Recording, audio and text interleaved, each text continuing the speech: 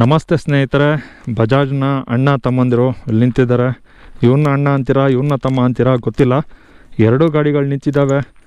ಒಳ್ಳೆ ಯುದ್ಧಕ್ಕೆ ಹೋಗೋ ಸೈನಿಕರು ಆ ರೀತಿ ನಿಂತಿದ್ದಾರೆ. ಇನ್ನು ಇದ್ರ ಬಗ್ಗೆ ಮಾತಾಡ್ತೀನಿ. ಇದು RS200, ನಿಮಗೂ ಗೊತ್ತು. ಬಜಾಜ್ ಪಲ್ಸರ್ RS200 ಅತಿ ಟಾಪ್ ಸ್ಪೀಡ್ ಹೋಗುವಂಥ ಗಾಡಿ. ಆವಾಗ 151 152 ಈ ರೀತಿ ಕ್ರಾಸ್ ಆಗ್ತಿದ್ದಂಥ ಗಾಡಿ ಇದು. ಸ್ಪೋರ್ಟ್ಸ್ ಕ್ಯಾಟಗರಿ ಗಾಡಿ, ಆದರೆ ಅಷ್ಟೊಂದು ಅಗ್ರೆಸಿವ್ ಇಲ್ಲ. ಸ್ಪೋರ್ಟ್ಸ್ ಕ್ಯಾಟಗರಿ ಬೈಕುಗಳಿರುತ್ತಲ್ಲ, ಬೇರೆ ಬೈಕುಗಳು ನೀವು ನೋಡ್ಬೋದು, ಅಷ್ಟೊಂದು ಅಗ್ರೆಸಿವ್ ಇಲ್ಲ ಈ ಒಂದು ಬೈಕ್ ಅಂತ ಹೇಳ್ಬೋದು. ಇನ್ನು ಈ ಬೈಕ್ನ ಬಗ್ಗೆ, ಈ ಬೈಕ್ ಬಂದು ಬೆಂಗಳೂರು ಗಾಡಿ, ಮಂಡ್ಯದಲ್ಲ, ಬೆಂಗಳೂರವರು ಸಾಗರ್ ಅಂತೇಳಿ ಇವ್ರ ಹೆಸರು. ಸಾಗರ್ ಬನ್ನಿ. ಅವ್ರು ಈ ಗಾಡಿ 1 ವರ್ಷ ಆಗಿದೆ ತೊಗೊಂಡು. 1 ವರ್ಷದಲ್ಲಿ ಏನೇನು ಆಗಿದೆ, ಓನರ್ಶಿಪ್ ಇವು ಸುಮ್ಮನೆ ಹಂಗೆ ಕೊಟ್ಬಿಡಿ. ಗಾಡಿ ತೊಗೊಂಡು ಎಷ್ಟು ತಿಂಗಳಾಯಿತು? 11 ಮಂತ್ಸ್ ಆಯಿತು. ಎಷ್ಟು ಓಡಿಸಿದ್ದೀರಾ? 7,900 ಆಗಿದೆ. ಓಕೆ, ನೋಡೇ ಬಿಡೋಣ. 8,000 ಹತ್ತತ್ರ ಆಗಿದೆ. ಏನೂ ತೊಂದರೆ ಬರಲಿಲ್ವಾ? ಬ್ಯಾಟ್ರಿ ಹೋಗಿದೆ. ಹಾಂ, ಬ್ಯಾಟ್ರಿ ಹೋಗಿದೆ. ಎಷ್ಟು ಬೇಗ? ಅದಾದಮೇಲೆ ಅಷ್ಟೇ. ಮತ್ತೆ DRL ಹೋಗಿದೆ. ಓಕೆ, ಅದು ಬಿಡಿ. ಓಕೆ, ಗೊತ್ತಾಗಲ್ಲ. ಬ್ಯಾಟ್ರಿ ಹೋಗಿತ್ತಾಲೆ? ರಿಪ್ಲೇಸ್ಮೆಂಟ್ ಮಾಡಿಸಿದೆ, ವಾರಂಟಿ ಕ್ಲೈಮ್ ಮಾಡಿ. ಹಾಂ. ಅದಾದ ನಂತರ ಗಾಡಿ ಎಕ್ಸ್ಪೀರಿಯೆನ್ಸ್ ಹೆಂಗೆ? ಗಾಡಿ ಓಡಿಸೋದ್ರ ಬಗ್ಗೆ ಎಷ್ಟು ದೂರ ಹೋಗಿದ್ದೀರಾ? ಲಾಂಗ್ ರೈಡ್ ಅಂದರೆ 300 kilometres. Long one day continue. ಹಾಂ, ಹೈವೇ ಕಿಂಗ್ ಅನ್ಕೊಳ್ಳಿ. ಹೌದಾ? Mileage 35 to 40. ಓಕೆ, 35-40 ಕೊಡುತ್ತಾ? ಸೆಕೆಂಡ್ ಸರ್ವಿಸ್ಗಿಂತ ಮುಂಚೆ 42 ಪ್ಲೇಸ್ ಕೊಡ್ತೇವೆ. ಹಾಂ. ಮತ್ತೆ ಇವಾಗ ಡೌನ್ ಆಯಿತು. ಅದಕ್ಕೆ ಎಷ್ಟು ಮಾರ್ಕ್ಸ್ ಕೊಡ್ತೀರಾ? 9.5. ಓಕೆ. ಆಮೇಲೆ ಸಾಗರ್ ಅವರು ತೋರಿಸ್ರಪ್ಪ ನಿಮ್ಮ ಹೆಲ್ಮೆಟು. ಅವ್ರದ್ದು ಒಂದು ಯೂಟ್ಯೂಬ್ ಚಾನಲ್ ಇದೆ. ಹೆಸರೇನು ಯೂಟ್ಯೂಬ್ ಚಾನಲ್ದು? RS200 ಕನ್ನಡ. RS200 ಕನ್ನಡ. ಓಕೆ, ಸ್ವಲ್ಪ ಸಬ್ಸ್ಕ್ರೈಬ್ ಮಾಡ್ಕೊಳ್ಳಿ, ಅವ್ರನ್ನೂ ಸಪೋರ್ಟ್ ಮಾಡಿ. ಅವ್ರಿಗೂ ಕೂಡ ಆಲ್ರೆಡಿ GoPro 9 ತೊಗೊಬಿಟ್ಟವ್ರೆ. ಅವ್ರಿಗೆ ಯೂಟ್ಯೂಬ್ ಬಗ್ಗೆ ಗೊತ್ತಿಲ್ಲ ಬ್ರೋ, ಹಂಗಾಗಿ ತೊಗೊಬಿಟ್ಟೆ ಅಂದರು. ಕಂಟೆಂಟ್ಗಳು ಹಾಕ್ತಾರೆ, ಬೆಂಗಳೂರಲ್ಲಿ ಬೇಜಾನ್ ಕಂಟೆಂಟ್ ಇರುತ್ತೆ, ಸಿಗುತ್ತೆ. ನನಗೆ ಇನ್ನೇನು ಇಷ್ಟ ಇಲ್ಲ ಗುರು, ಈ 2 ಕಣ್ಣುಗಳಿದೆಯಲ್ಲ, ದುರ್ಗುಟ್ಕೊಂಡು ನೋಡ್ತಾ ಇರೋ ಥರ ಒಳ್ಳೆ ಡೆವಿಲ್ಲು, ಅದೇ ಲುಕ್ಕು ಗುರು. ಪ್ರೊಜೆಕ್ಟರ್ ಲೈಟು ಸಖತ್ತಾಗಿದೆ, ಹೆಡ್ಲೈಟು. ಇನ್ನು ಈ ಗಾಡಿ ವಿಚಾರಕ್ಕೆ ಬಂದರೆ, ಈ ಗಾಡಿ ನಮಗೆ 3 ಕಲರ್ನಲ್ಲಿ ಸಿಗುತ್ತೆ. BS6 ಇದು 11 ತಿಂಗಳಾಗಿದೆ ಅವ್ರು ಹೇಳ್ದಂಗೆ. ಈಗ ಇದೇ ಕಲರ್ಗೆ ಅಲಾಯ್ ವಿಲ್ಸು ಮತ್ತು ಪೆರಿಮೀಟರ್ ಫ್ರೇಮ್ ಏನು ಬರುತ್ತೆ ಅದು ಬ್ಲ್ಯಾಕ್ನಲ್ಲಿ ಬರುತ್ತೆ ಈ ಕಲರ್ಗೆ. ಆಗ ವೈಟ್ ಇತ್ತು, ಹಾಗಾಗಿ ಸ್ವಲ್ಪ ಜನ ಇಂಟ್ರೆಸ್ಟ್ ತೋರಿಸಿರಲಿಲ್ಲ, ಆವಾಗ ಬ್ಲ್ಯಾಕ್ ಮಾಡಿದ್ರು. 2 ಕಲರ್ ಏನಿದೆ, ರೆಡ್ ಮತ್ತು ವೈಟು, ಅದು ಪೆರಿಮೀಟರ್ ಫ್ರೇಮು ಮತ್ತು ಅಲಾಯ್ ವಿಲ್ಸು ಈಗಲೂ ಕೂಡ ವೈಟಲ್ಲೇ ಇದೆ. ಈ 3 ಕಲರ್ನಲ್ಲಿ ಈ ಗಾಡಿ ಈಗ ನಮಗೆ ಸಿಗುತ್ತೆ. ಇದೊಂದೇ ವೇರಿಯಂಟು. ಮೊದಲು ಇದರಲ್ಲಿ BS4ನಲ್ಲಿ ಅನಿಸುತ್ತೆ, BS4ನಲ್ಲಿ ಸಿಂಗಲ್ ಚಾನಲ್ ABS ಇತ್ತು. ಅದಾದ ನಂತರ BS6ಗೆ ಬಂದಾಗ ಡ್ಯೂಲ್ ಚಾನಲ್ ಮಾಡುತ್ತೆ. ಆದರೆ 199.5 cc single cylinder liquid cooled 4 stroke 4 valve DTSI ಅಂದರೆ triple spark engine, FI engine ಆಗಿದ್ದು 24.5 bhp 18.7 ನ್ಯೂಟನ್ ಮೀಟರ್ ಟಾರ್ಕ್ನ ಹೊಂದಿರುತ್ತೆ. 6 ಸ್ಪೀಡ್ ಗೇರ್ ಬಾಕ್ಸ್ನ ಈ ಒಂದು ಬೈಕ್ನಲ್ಲಿ ನಾವು ನೋಡ್ಬೋದು. ಟೈರ್ನ ವಿಚಾರಕ್ಕೆ ಬರೋದಾದರೆ 100 section front, rear 130 section tyre. ನಮ್ಮ NS200ಗೆ ಕೊಟ್ಟಿದ್ದಾನಲ್ಲ ಅದೇ ಟೈರ್ಗಳನ್ನ ಕೊಟ್ಟಿದ್ದಾನೆ. ಸ್ವಲ್ಪ ಚೇಂಜ್ ಮಾಡ್ಬೋದಿತ್ತು, 140 ಸೆಕ್ಷನ್ ಈ ರೀತಿ ಕೊಡ್ಬೋದಿತ್ತು. ರೇರ್ ಟೈರ್, ಫ್ರಂಟ್ ಟೈರ್ ಪರವಾಗಿಲ್ಲ. ಅದಾದರೆ dual channel ABS, front 300 mm disc brake, rear 230 mm disc brake ಆಗಿರುತ್ತೆ. Front telescopic suspension, rear mono shock absorber ಆಗಿರುತ್ತೆ. ಇನ್ನು ಸೀಟ್ ಹೈಟ್ನ ನಾವು ನೋಡೋದಾದರೆ 810 mm ಸೀಟ್ ಹೈಟ್ ಇದೆ. ಸ್ಪ್ಲಿಟ್ ಸೀಟ್ ಇರುತ್ತೆ. ಕೂತ್ಕೊಳ್ಳೋರಿಗೆ ಸ್ವಲ್ಪ ಕಂಫರ್ಟ್ ಇರಲ್ಲ, ಯಾಕಂದರೆ ಗ್ರ್ಯಾಬ್ರಲ್ಲಿ ಕೂಡ ಅಂಥದ್ದೇನೂ ಇಲ್ಲ. ಇದ್ರೊಳಗೆ ಕೈ ಹಾಕಬೇಕಾಗತ್ತೆ, ಎಷ್ಟು ಗ್ರಿಪ್ ಸಿಗುತ್ತೋ ಗೊತ್ತಿಲ್ಲ. ಪಿಲಿಯನ್ ಸೀಟು ಸ್ವಲ್ಪ ಕಂಫರ್ಟ್ ಇಲ್ಲ, ಸ್ವಲ್ಪ ಏನೂ ಜಾಸ್ತಿನೇ ಇಲ್ಲ ಅಂತ ಅಂದ್ಕೊಳ್ಳಿ.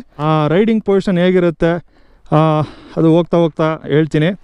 ಅದಾದ ನಂತರ 13 ಲೀಟರ್ ಫ್ಯೂಲ್ ಟ್ಯಾಂಕ್ ಕೆಪಾಸಿಟಿ, ಪ್ರತಿ ಲೀಟರ್ಗೆ 35 ಕಿಲೋಮೀಟರ್ ಮೈಲೇಜ್ನ ನಾವು ಎಕ್ಸ್ಪೆಕ್ಟ್ ಮಾಡ್ಬೋದು. 157 mm ಗ್ರೌಂಡ್ ಕ್ಲಿಯರೆನ್ಸ್ ಇರುತ್ತೆ. ಅದಾದ ನಂತರ ಈ ಒಂದು ಗಾಡಿಯ ತೂಕ 166 kg ಕರ್ವೆಟ್ ಇರುತ್ತೆ. LED DRL ನಮ್ಗೆ ಇಲ್ಲಿ ಸಿಗುತ್ತೆ. LED DRL ಹಾಗೂ ಅದರ ಕೆಳಗಡೆ 2 ದಪ್ಪನೆಯ ಕಣ್ಣುಗಳು, ಪ್ರೊಜೆಕ್ಟರ್ ಲೈಟ್, ಟ್ವಿನ್ ಪ್ರೊಜೆಕ್ಟರ್ ಲೈಟ್ನ ನಾವಿಲ್ಲಿ ನೋಡ್ಬೋದು. ಹಾಲೋಜನ್ ಪ್ರೊಜೆಕ್ಟರ್ ಲೈಟ್ ಆಗಿರುತ್ತೆ. ರೇರ್ ಯಾವ ಗಾಡಿಗೂ ಇಲ್ಲ ಪಲ್ಸರ್ ಸೀರೀಸಲ್ಲಿ ಆ ಥರದೊಂದು ವಿಚಿತ್ರವಾದ ಟೇಲ್ ಲೈಟ್ನ ನಾವಿಲ್ಲಿ ನೋಡ್ಬೋದು. LED ಇಂಡಿಕೇಟರ್ ಓಡಿಸ್ತೀನಿ ಈಗ. ಓಕೆ ಸ್ನೇಹಿತರೆ, ಈ ರೋಡಿಗೆ ಬಂದರೆ ಇಲ್ಲಿ ಒಂದು ಊರೈತೆ, ಬಸ್ ಹಾಕವ್ರೆ ಅಂತಲೇ ಗೊತ್ತಿರಲಿಲ್ಲ ನನಗೆ. ಲಾಸ್ಟ್ ಟೈಮಿಂದ ಗೊತ್ತಾಯಿತು, ಆದರೂ ಇಷ್ಟೊಂದು ಬಸ್ ಓಡಾಡುತ್ತೆ ಅಂತ ಗೊತ್ತಿರಲಿಲ್ಲ. ಹೋಗೋಣ. ಈ ಗಾಡಿ ಸಖತ್ತು ತೂಕ ಇದೆ ಅಂತ ಅನಿಸುತ್ತೆ. 166 kg ಕರ್ಬೇಟು. ಸಖತ್ತಾಗಿದೆ ಗುರು. ಪ್ಲೇಸ್ಮೆಂಟ್ ಎಲ್ಲ ಚೆನ್ನಾಗಿದೆ. ಸಿಟ್ಟಿಂಗ್ ಪೋಸ್ಚರು ಮತ್ತು ಕಾಲ್ಗಳು ಕರೆಕ್ಟಾಗಿ ಲ್ಯಾಂಡ್ ಆಗುತ್ತೆ. ಅಗ್ರೆಸಿವ್ ಇಲ್ಲ, ನಿಮಗೆ ಹಿಡ್ಕೊಳ್ಳೋದ್ರಲ್ಲಿ ಆಗ್ಬೋದು, ಹ್ಯಾಂಡ್ಲು ಬಾರ್ ಹಿಡ್ಕೊಳ್ಳೋದ್ರಲ್ಲಿ ಆಗ್ಬೋದು. ನಮ್ಮ RS200 ಏನಿದೆಯೋ ಅದಕ್ಕಿಂತ ಸ್ವಲ್ಪ ಬಗ್ಬೇಕಾಗತ್ತೆ ಅಷ್ಟೇ. ಅದು ಬಿಟ್ಟರೆ ತುಂಬ ಅಗ್ರೆಸಿವ್ ಅಂತ ಅನಿಸಲ್ಲ.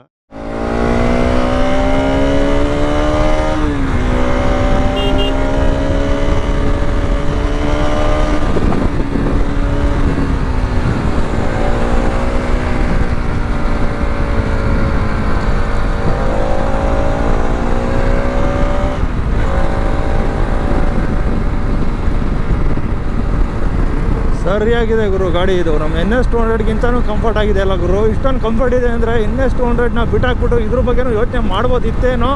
ಆದರೂ ಸಾಕಾಗಿದೆ. ನಿಮಗೇನೋ ಅನ್ನಿಸ್ತಾ ಇಲ್ಲ, RS200 ಅಂತಲೇ ಅನ್ನಿಸ್ತಾ ಇದೆ. ನನ್ನ ಗಾಡಿ ಓಡಿಸ್ತಾ ಇದ್ದೀನಿ ಅಂತಲೇ ಅನ್ನಿಸ್ತಾ ಇದೆ. ಅಷ್ಟೊಂದು ಕಂಫರ್ಟು ನಿಮಗೆ ಒಂದೇ ಸಲ ಸಿಗ್ಬಿಡುತ್ತೆ. ಬೇರೆ ಗಾಡಿ ಓಡಿಸ್ತಾ ಇದ್ದೀನಿ ಅನ್ನೋ ಫೀಲೇ ಇಲ್ಲ. ಆ್ಯಕ್ಚುಲಿ ಬಜಾಜ್ ಅವ್ರದ್ದೆಲ್ಲ ಒಂದೇ ಅಲ್ವಾ, ಒಂದೇ DNA, ಒಂದೇ ಥರ ಇರುತ್ತೆ ಸ್ಪೀಡು. ಅದು 200cc, ಇದು 200cc. ಸ್ವಲ್ಪ ಇದು ಅಗ್ರೆಸಿವ್ ಅಂತ ಅನಿಸುತ್ತೆ. ಅದು ಬಿಟ್ಟು ರೈಡಿಂಗ್ ಪೋಸ್ಚರ್ ಅದು ಇದು ಏನು ನಿಮಗೆ ಚೇಂಜಸ್ಸು ಅಂತ ಅನ್ನಿಸ್ತಾನೆ ಇಲ್ಲ. ಆರಾಮಾಗಿ ಇದರಲ್ಲಿ ಟೂರ್ ಮಾಡ್ಬೋದು ಗುರು. ಸ್ಪೋರ್ಟ್ಸ್ ಗಾಡಿ, ಸ್ಪೋರ್ಟ್ಸ್ ಕ್ಯಾಟಗರಿ ಇರುತ್ತೆ, ಅದರಲ್ಲಿ ಟೂರ್ ಮಾಡೋಕ್ಕಾಗಲ್ಲ. ಆ ಥರದ್ದೇನು ಸೀನ್ ಇಲ್ಲ. ಆರಾಮಾಗಿ ಟೂರ್ ಮಾಡ್ಬೋದು. ಟೂರ್ ಮಾಡಿರೋರು ಇದ್ದಾರೆ ಈ ಗಾಡೀಲಿ.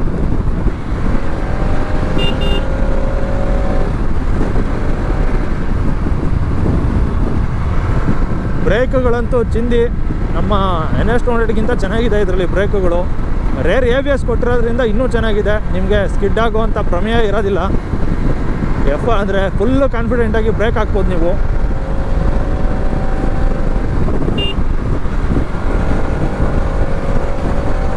ಈ ಗಾಡೀಲಿ ನಿಧಾನಕ್ಕೆ ಹೋಗ್ಬೇಕು ಅಂತ ಅನ್ನಿಸ್ತಾನೆ ಇಲ್ವಲ್ಲ ಗುರು. ಎಕ್ಸಾಸ್ಟ್ ನೋಟು ಅದೇ ರೀತಿ ನಿನಗೆ ಪ್ರಚೋದನೆ ಮಾಡುತ್ತೆ, ಹೋಗು ಹೋಗು ಮಗ ಅಂತ. ಸಖತ್ತಾಗಿದೆ ಗುರು. ಏನು ಆರಾಮಾಗೆಲ್ಲ 90-100ಗೆಲ್ಲ ಹೋಗ್ಬಿಡುತ್ತೆ ಗುರು ಇದು. ನೋಡಿ ಒಂದು ಖಾಲಿ ರೋಡು.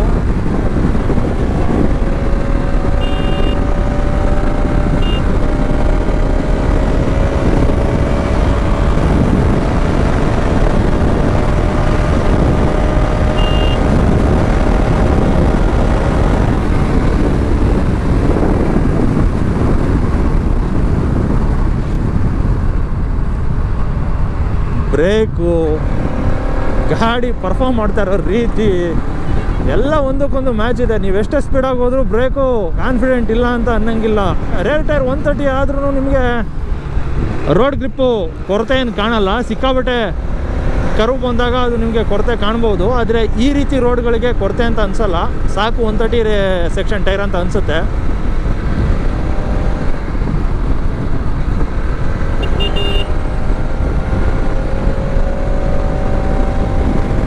ಗಾಡಿ ಮಾತ್ರ ಇದು.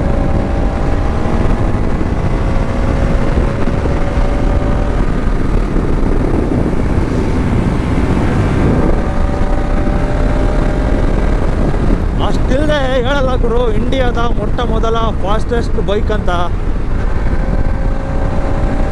ಇದು ಸ್ಟಾರ್ಟಿಂಗ್ ಹೇಳಿದೆ ಅಣ್ಣ ಅಂತ ಯಾವುದನ್ನು ಕರಿತಿರೋ, ತಮ್ಮ ಅಂತ ಯಾವುದನ್ನು ಕರಿತಿರೋ ಅಂತ. ಇದನ್ನ ಅಣ್ಣ ಅಂತ ಕರಿಬೇಕು, ಅದನ್ನು ತಮ್ಮ ಅಂತ ಕರಿಬೇಕಷ್ಟೆ.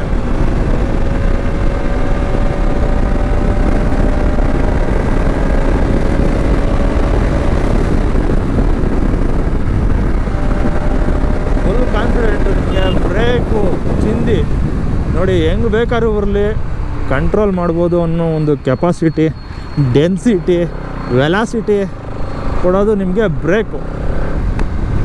ಅವ್ರದ್ದು ಒಂದು ಚಾನಲ್ ಇದೆ, ಡಿಸ್ಕ್ರಿಪ್ಷನಲ್ಲಿ ಲಿಂಕ್ ಹಾಕ್ತೀನಿ. ಅವರ ಚಾನಲ್ನು ಕೂಡ ನೋಡಿ ಸಬ್ಸ್ಕ್ರೈಬ್ ಮಾಡ್ಕೊಳ್ಳಿ, ಸಪೋರ್ಟ್ ಮಾಡಿ. ನನಗೂ ಕೂಡ ಸಪೋರ್ಟ್ ಮಾಡಿ. ನಾನು ಯಾವತ್ತೂ ಈ ಥರ ವ್ಲಾಗ್ ಮಾಡ್ಬೇಕಾರೆ, ಮೋಟೋ ವ್ಲಾಗ್ ಮಾಡ್ಬೇಕಾರೆ, ರಿವ್ಯೂ ಮಾಡ್ಬೇಕಾರೆ ಸಬ್ಸ್ಕ್ರೈಬ್ ಮಾಡಿ ಅದು ಇದು ಅಂತ ಏನೂ ಕೇಳಲಿಲ್ಲ. ಅದಕ್ಕೆ ಇತ್ತೀಚಿನ ದಿನಗಳಲ್ಲಿ ಸಬ್ಸ್ಕ್ರೈಬರ್ಸು ಆಗ್ತಾಯಿಲ್ಲ ಅಂತ ನನ್ನ ಅನಿಸಿಕೆ. ಆಗಿ ಕೇಳಿದ್ರು ಆಗಿ ಕೇಳದೇ ಇದ್ರೂ ಆಗಿ ಕನ್ನಡದವ್ರಿಗೆ ಸಪೋರ್ಟ್ ಮಾಡಿ. ಕನ್ನಡ ಯೂಟ್ಯೂಬ್ ಯಾರೇ ಆಗಲಿ, ಯಾವುದೇ ಕ್ಯಾಟಗರಿ ಆಗಲಿ, ಎಲ್ರಿಗೂ ಸಪೋರ್ಟ್ ಮಾಡಿ. ಮೋಟೋ ವ್ಲಾಗರ್ಗೆ ಇನ್ನೂ ಸ್ವಲ್ಪ ಜಾಸ್ತಿನೇ ಸಪೋರ್ಟ್ ಮಾಡಿ.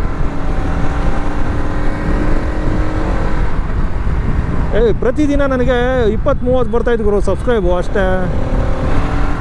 RS200ಗಿಂತ ಲವ್ ಮಾಡ್ಬಿಟ್ಟೆ ಗುರು ಇದು ನಾನು ನಿಜವಾಗ್ಲೂ. ಅಷ್ಟು ಕಂಫರ್ಟು, ನಿಮಗೆ ಸಸ್ಪೆನ್ಷನ್ ಆಗಲಿ, ಬ್ರೇಕ್ ಆಗಲಿ, ಟಯರ್ ಆಗಲಿ, ಈ ಗಾಡಿ ಇಂಜಿನ್ ಪರ್ಫಾರ್ಮೆನ್ಸ್ ಆಗಲಿ, ಈ ಗಾಡಿ ಓಡೋ ಸ್ಪೀಡ್ ಆಗಲಿ ಎಲ್ಲ ಇಷ್ಟ ಗುರು, ನನಗೆ ಇಷ್ಟ ಆಯಿತು. ಇಲ್ಲಿಗೆ ಈ ವಿಡಿಯೋ ಮುಗಿಸೋಣ, ಸಾಕು. ಏರಿಯಾದೊಳಗೆ ಬಂದಾಯಿತು. ಇದು ಕಳ್ಳಹಳ್ಳಿ ಅಂತ, ಮಂಡ್ಯದಲ್ಲಿ VV ನಗರ್ ಅಂತ ಅವರಿದಾರಲ್ಲ, ಅವರ ರಿಲೇಷನ್ ಇರೋವಂಥ ಏರಿಯಾ. ಇನ್ನು ನಾವು ಹೋಗ್ಬೇಕಾಗಿರೋದು ಈ ರೋಡ್ ಬಿಟ್ಟರೆ ಮುಂದಿನ ಏರಿಯಾನೇ ನಮ್ಮದು. ಓಕೆ ಸ್ನೇಹಿತರೆ, ಇಲ್ಲಿಗೆ ಈ ವಿಡಿಯೋ ಮುಗಿಸ್ತೀನಿ. ಮತ್ತೊಂದು ವಿಡಿಯೋದಲ್ಲಿ ಸಿಗ್ತೀನಿ. ಧನ್ಯವಾದಗಳು.